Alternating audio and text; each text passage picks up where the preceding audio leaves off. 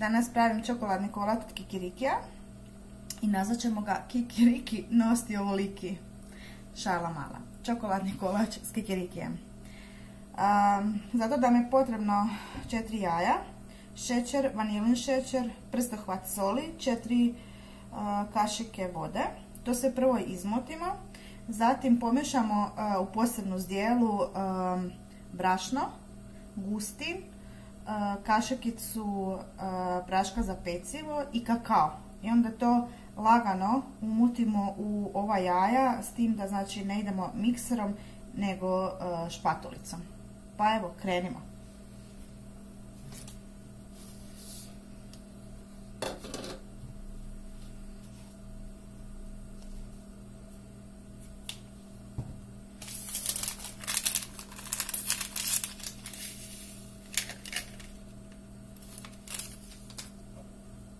I voda.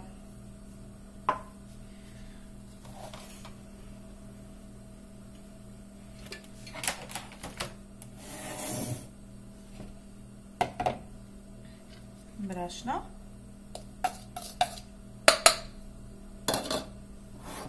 Gustin.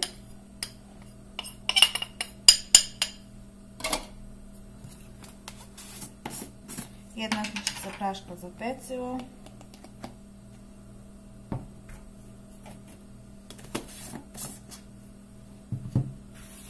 I kakao.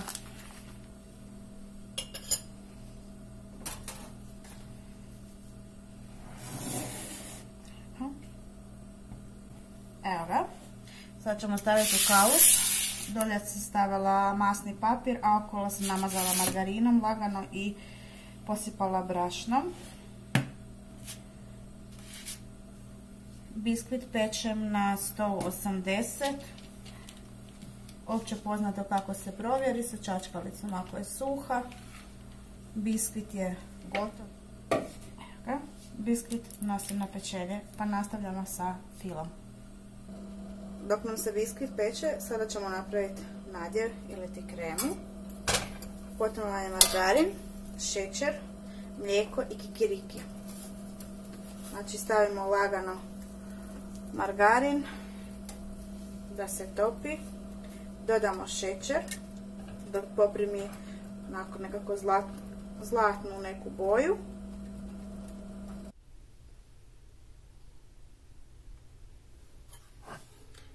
Nakon što smo postigli određenu gustoću, dodali smo kikiriki i sada idemo to staviti na hlađenje.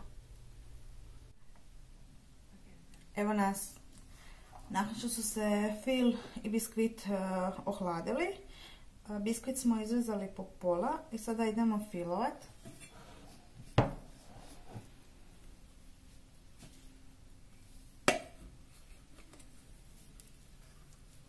I stavimo gore drugi biskvit.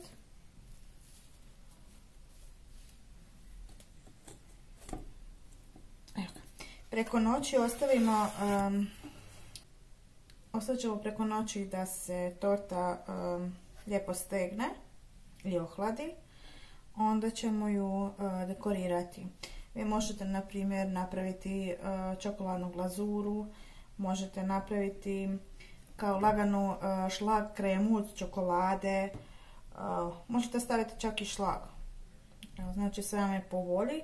Ja ću napraviti čokoladnu glazuru.